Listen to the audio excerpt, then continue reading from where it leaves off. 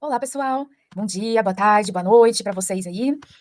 A gente vai começar nossa aula de hoje, então, vendo um pouquinho sobre programação para o Arduino, tá? A gente vai utilizar um livro, que é este livro aqui, ó, Guia Arduino para Iniciante. É, esse daqui, tá? É de uma loja, né? Mas que faz parte de uma disciplina que é ofertada na USP também, certo? E eu vou utilizar esse livro aqui para a gente aprender um pouco das principais categorias, né, que tem. Então, aqui no início desse capítulo, em que ele fala, né, programando o Arduino, ele diz: o Arduino se programa em uma linguagem de alto nível, semelhante a C++, e geralmente tem os seguintes componentes para elaborar o Arduino, que são as estruturas, né, as variáveis, os operadores booleanos de comparação e aritméticos, a estrutura de controle, e funções digitais e analógicas. Então, é legal a gente conhecer essas categorias aqui, porque lá no Tinkercad, que é onde a gente está tendo as aulas, né, já que estamos tendo aula nesse formato remoto, existe uma possibilidade de fazer a criação dos códigos que não é em um texto corrido, né? Deixa eu colocar aqui para vocês, ó. Na última aula, por exemplo, a gente pegou esse texto aqui, né? E como eu mostrei naquela penúltima aula, a interface do Arduino IDE, que é a interface onde a gente vai colocar o código, se a gente tivesse mesmo com a plaquinha do Arduino, ela é um pouquinho diferente dessa daqui, né? Porque essa página aqui, que funciona no navegador, né, ela serve para simular as funções do Arduino, né? Então, ela tem praticamente tudo o que tem no Arduino IDE, que é essa interface onde a gente coloca lá o código, sobe o código, né, vê se tá tudo ok com ele, e passa esse código pro microcontrolador para que ele possa funcionar, né? Então, tem praticamente tudo porque ele simula, né? Tem esse monitor aqui, serial, que depois a gente vai ver para que ele serve também. Mas o Tinkercad, que é esse simulador de Arduino, né, que funciona no navegador, ele serve para mim também para ensinar crianças, né? Então, para que haja uma linguagem bem acessível e facilitada para as crianças, eles criaram um tipo de programação que é em blocos, quase que como se imitando o Lego, assim, né? Para facilitar o entendimento, que é assim, por exemplo, né? E aí você vai montando. Então, por exemplo, qual que vai ser o pino da entrada, né? Qual vai ser a entrada? Então, por exemplo, o sensor, ele vai ser a entrada, ele vai estar conectado num pino da entrada, que vai coletar algum dado do meio ambiente, por exemplo, um sensor de temperatura, né? Ele vai coletar os dados de qual é a temperatura naquele momento, né? E ele vai ser processado e vai enviar esse dado, né, que vai ser a minha saída, no caso, para um atuador, que no caso o nosso atuador vai ser uma lâmpada, né? Ela vai acender ou apagar, dependendo da temperatura que está naquela região. Então, ela vai acender e apagar e vai ficar acesa por um determinado tempo. Nesse caso, a gente usa o controlador, né? Então, só nesse exemplo que eu dei, a gente vai usar, né, a entrada, que vai estar conectada com o sensor, que vai captar a temperatura. Ele vai enviar essa informação para a saída, que é quando vai fazer a lâmpada acender e apagar, e a lâmpada vai ficar acesa por um determinado período, né? Então, é mais ou menos isso, né? Que são essas categorias, algumas dessas categorias aqui que eu falei para vocês, e que são muito parecidas com essas categorias que eu mostrei aqui, né? Então, as estruturas, né, o controle, as estruturas de controle, as variáveis, né, a matemática e as funções digitais analógicas. Aqui está um pouquinho diferente, né, mas que dá para a gente entender também e correlacionar com isso que tem aqui, porque essas são categorias que a gente pode trabalhar no código, né, na programação do Arduino. A gente não vai ter uma super aula de programação, porque a nossa intenção aqui não é, ao longo da disciplina, aprender a programar, tá bom? A nossa disciplina é usar o Arduino em função de pensar o que é possível ser produzido no campo da iluminação cênica, tá? Então, é muito mais, assim, como uma ferramenta que nos dá suporte para criações no campo da iluminação, do design de luz, em espetáculos cênicos, em performances, instalações interativas, do que qualquer outra coisa, tá? Então, se vocês quiserem aprender a programar, se aprofundarem nisso, eu acho que vale a pena vocês fazerem um curso específico disso, tá bom? Mas eu não quero que vocês se frustrem, né? Por isso que eu já tô falando logo de antemão que não é um curso de programação, tá? Mas é um curso de design de iluminação e que leva em conta essas ferramentas aqui, tanto para a gente aprender mais a fundo sobre o que acontece nesses sistemas de iluminação, né? Inclusive, na aula passada vocês já até viram como que vocês podem criar um sisteminha de iluminação, né?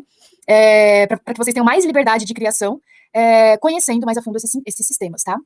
Então, esse bloco, essa forma de programar em blocos, é quase como se a gente selecionasse, né, esses itens, fosse encaixando eles aqui, né, e daí a gente monta um determinado código que vai ser lido pelo Arduino, tá? Então, deixa eu mostrar de uma outra maneira aqui para vocês, ó. Deixa eu deletar isso daqui. Deletar isso daqui também. Para deletar, a gente clica com o botão direito, tá? Então, o que acontece, ó? Se eu deletar esse quadradinho aqui do aguardar, né? Vocês viram que sumiu o meu delay de 1 segundo aqui. Não sei se vocês viram. Vou colocar ele aqui de novo, ó. Se eu colocar ele aqui de novo, lá no código vai aparecer que eu devo, o LED ficar aceso, né, por 1 segundo. Então, tudo que eu acrescento aqui nessas caixinhas, né, nesse Lego, ele vai aparecer como ficaria esse código, essa programação em texto, tá? Por quê? Porque é muito mais fácil para crianças, para leigos, enfim, aprenderem nesse formato aqui de algumas categorias, né? Por exemplo, qual que é a entrada, qual que é a saída, quanto tempo vai ficar controlando, qual que é a matemática envolvida, né? Do que você ficar vendo esses textos com esses sinais. Muitas vezes as pessoas se assustam com esses sinais aqui. Só que esse formato aqui de blocos, vocês até vão conseguir encontrar uma maneira de adaptar, como, por exemplo, criando um código aqui no Tinkercad, copiando o texto e levando lá para o Arduino IDE, quando vocês forem usar de verdade o Arduino, né? Só que eu acho muito mais interessante vocês perderem o medo, né? E conhecer um pouco do que significam esses sinais aqui, até para vocês conseguirem reconhecer com mais facilidade, encontrar alguns códigos na internet que já estejam prontos, para vocês saberem exatamente onde vocês podem alterar, né? Como vocês podem interferir para adaptar esse código a algo que se encaixa na ideia que vocês querem desenvolver. Tá? Então, como eu disse, não é um curso de programação, mas a gente vai tentar entender o básico para a gente ser capaz de reconhecer qual que é a configuração, né, essas categorias e como que a gente pode alterar um pouco esse código para que ele funcione ao nosso favor, né? Então, vamos lá. Vocês podem ver aqui, né, que se eu colocar... Eu peguei aqui esse bloco de comentário, né, anotação. Ele tá em cinza, né, e aqui eu escrevi legenda, exemplo, desculpa. Onde tá exemplo, ele colocou um barra, né, asterisco, escreveu o que eu quero falar e colocou barra asterisco de novo no final. E ele tá nessa corzinha aqui, amarelada, meio laranja, né. Isso significa que é um comentário da pessoa que tá fazendo aquela programação. Então, é como se o Arduino, ele não fosse ler isso daqui. Isso daqui, esses sinais de 2 barras, por exemplo, e depois um texto, ou então esse sinal que é barra e asterisco, e no final de novo barra asterisco, eles servem justamente para deixar um espaço para que o programador possa traçar comentários a respeito desse código, explicar para que ele serve, falar qualquer coisa que outras pessoas que peguem esse código precisem saber, né, passar informação. Então, sempre que vocês quiserem escrever alguma coisa, passar uma informação que não é pro Arduino ler, fazer a leitura, né, mas que é para pessoas lerem, vocês vão usar barra, né, e escreve o que vocês querem, ou então barra asterisco. Isso é muito usado no início e no fim da sentença, da frase que vocês querem escrever, tá? Então, esse bloquinho aqui para vocês fazerem comentários, né, e que a gente pode também pegar lá nesse livro, aqui não tem, né, essa parte dos comentários, por exemplo.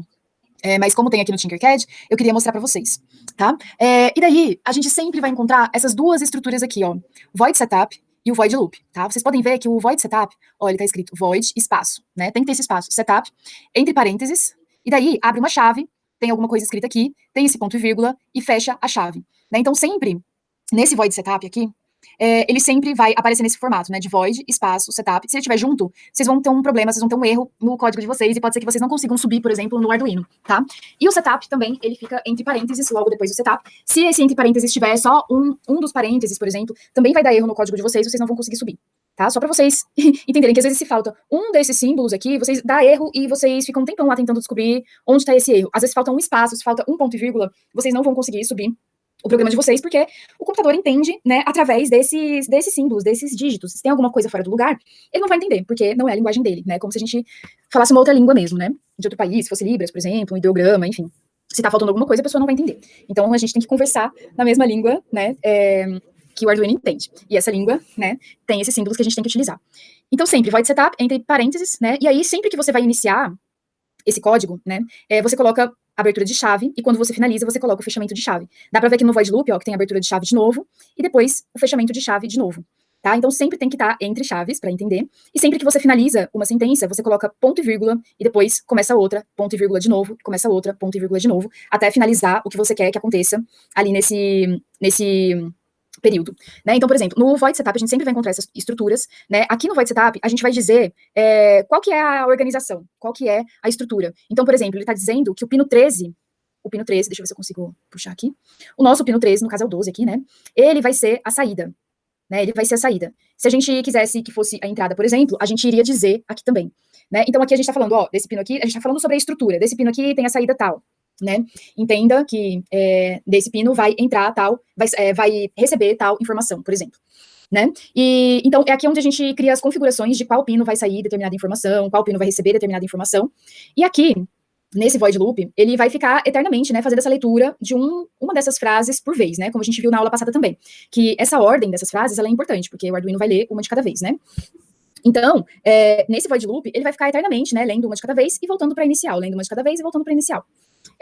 Então, de novo, né, entre parênteses, abre a chave, depois fecha, depois de cada sentença tem ponto e vírgula, né, vocês podem ver que onde tem uma anotação, ele explica que aqui ele vai esperar por 1000 milissegundos, né, tem o barra barra, né, fica laranjinha, porque o programa não lê isso, mas isso é para o leitor, para a pessoa que está ali tentando entender o que acontece, né.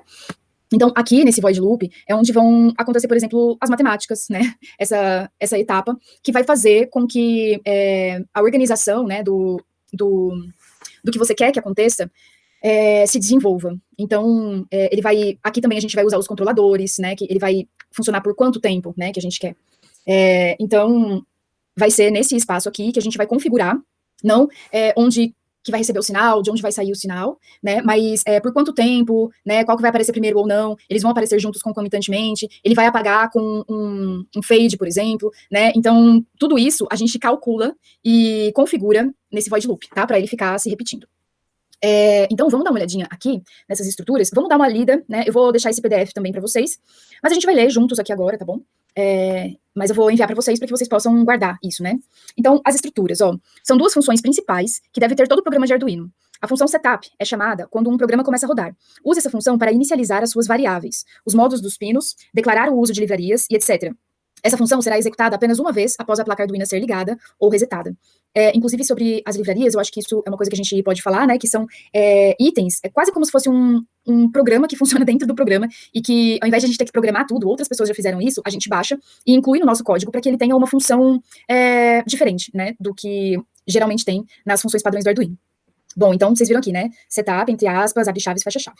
Após criar uma função setup que declara os valores iniciais, a função loop, que é aquilo que eu falei, né, os valores iniciais, por exemplo, de onde sai a informação, de qual pino, né, então ele vai declarar os valores, né, quais são os pinos de onde vai sair ou entrar determinadas informações.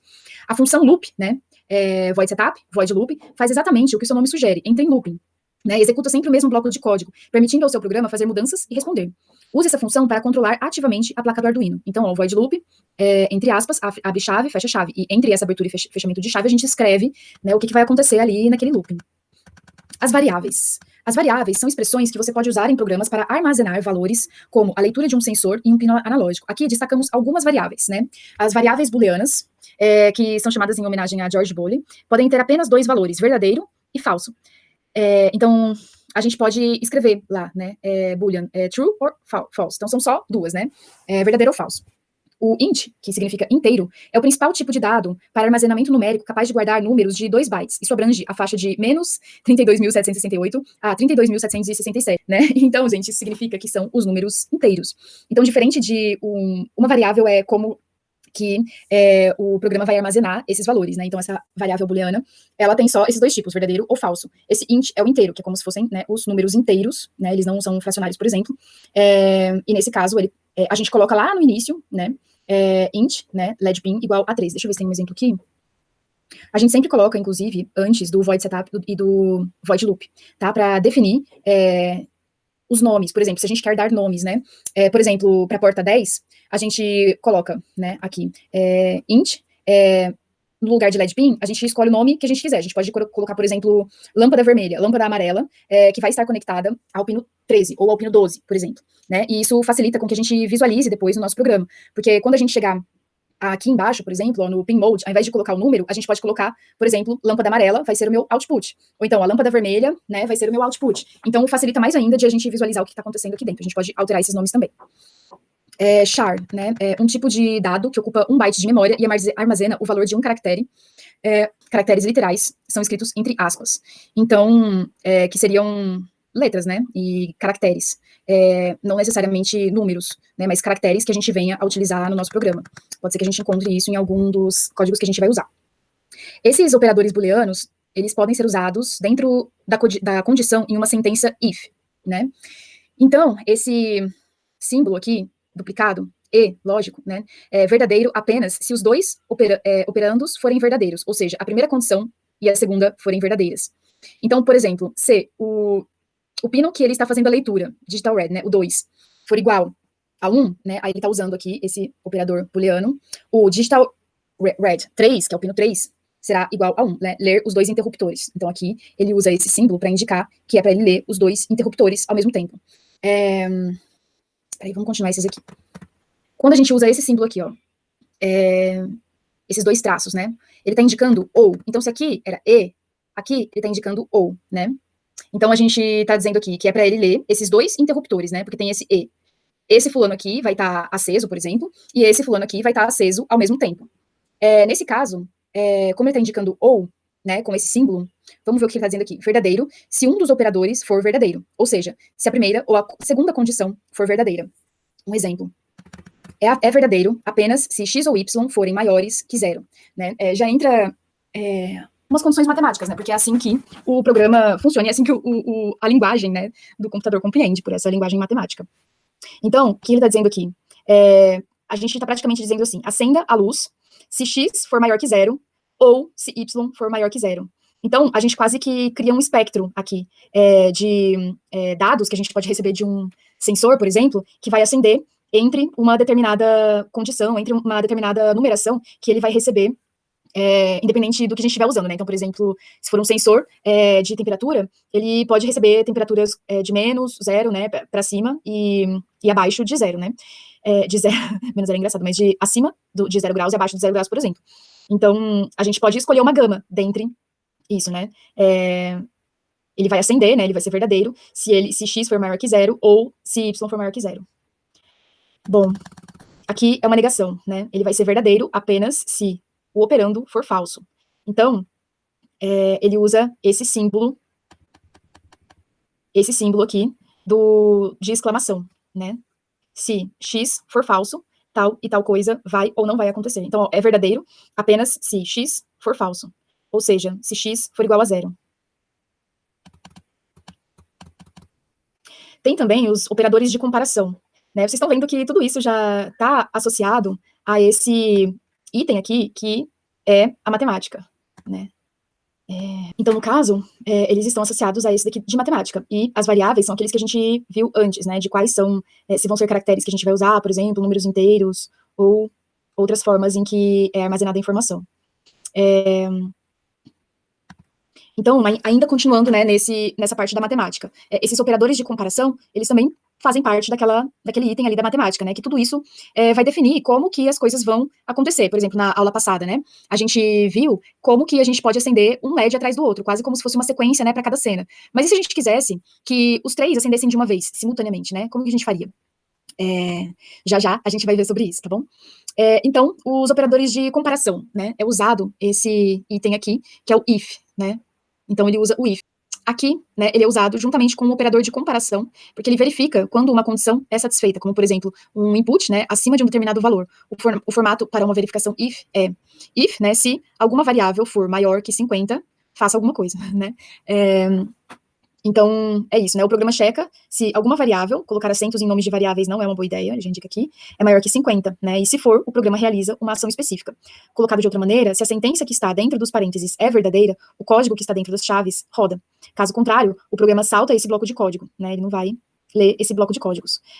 Então, por exemplo, a gente coloca, né, se tiver numa temperatura maior que 30 graus, por exemplo, você vai acender a luz, né? É uma condição, né? Então, se tiver, por exemplo, 32 graus, daí a luz vai acender, né? Se for indicado que tá a 32 graus. Se tiver abaixo, se tiver 28 graus, então ele não vai acender, né? Então ele tá dizendo, ó, se x for maior que 120, o LED que tá saindo lá da porta 13, que eu posso até mudar esse LED pin aqui e colocar lâmpada amarela, por exemplo, ele vai acender, né? Se ele for menor que um determinado número, ele vai apagar, ou nesse caso tá high, né, acender, mas eu posso deixar, por exemplo, indicado aqui para ele apagar, tá? Então, a sentença que está sendo verificada necessita o uso de pelo menos um dos operadores de comparação. Exatamente, né? Então, o operador de comparação e aqui os operadores booleanos. Então, ele coloca, né, que o x é igual a y, o x não é igual a y, o x é menor que y, x é maior que y, x é menor ou igual a y, e x é maior ou igual a y. Né? Então, são através desses símbolos aqui que a gente está se comunicando com a máquina, né? Essa linguagem. Operadores aritméticos se aplicam no uso de variáveis. Então, essa é uma variável de igualdade, né? O símbolo do igual, igualdade, adição, né? Ele vai somar, subtração, multiplicação, divisão e resto da divisão, né? Então, agora, as estruturas de controle, que também a gente pode encontrar aqui, ó, controlar, né? E como é o laranjinha, ó, o que a gente pode encontrar nesse laranjinha? Eu posso aguardar um segundo, eu posso pedir para ele repetir não sei quantas vezes, eu posso pedir para ele repetir enquanto, e colocar, inclusive, uma desse operador de comparação aqui, por exemplo, ó, eu posso pedir para ele repetir se tal dado, né, a temperatura tal for maior que 30, né, como eu tinha indicado. E aí a gente vai encaixando dentro desses bloquinhos aqui, essas condições que a gente quer que o nosso programa aconteça. Então, você vai acender a luz enquanto tiver entre 30 e 35 graus Celsius. Se tiver menos que isso, não vai acender, né? Então, vai acender se tiver, nananana, então se acender, vai acontecer isso, isso e outro aquilo. Então é isso, né? Esses controladores, eles têm aqui algumas estruturas prontas, né? Mas assim, esses blocos, eles são um pouco limitados, né? É muito melhor a gente aprender aqui pelo texto. Mas eu quis mostrar para vocês, só para vocês entenderem essas categorias aqui, porque uma vez que vocês entendem isso, fica muito, a gente perde um pouco mais, a gente perde um pouquinho o medo de tentar entender o que acontece entre esses símbolos e isso que tá escrito aqui, tá bom? Pra gente entender a estrutura mesmo. Mas não é bom a gente ficar dependente desses blocos, tá? Onde que a gente tinha parado? Tá, então aqui nas estruturas de controle, né? São instruções que permitem decidir e realizar diversas repetições de acordo com alguns parâmetros. Entre os mais importantes, podemos destacar switch case, né? Do mesmo modo que as sentenças if, switch case controlam o fluxo dos programas. Switch case permite ao programador construir uma lista de casos dentro de um bloco delimitado por chaves. O programa checa cada caso com a variável de teste e executa o código se encontrar um valor idêntico, né? Então esse switch, né, var, que é um tipo de variável. Case, caso 1, né? Faça alguma coisa quando a variável for igual a 1, né? Então, no caso 2, faça alguma coisa quando a variável for igual a 2, né? Se nenhum valor for idêntico, faça o default, né? Que é opcional. Então, enquanto, né? While, né? Fará com que o bloco de código entre chaves se repita contínua e indefinidamente até que a expressão entre parênteses se torne falsa.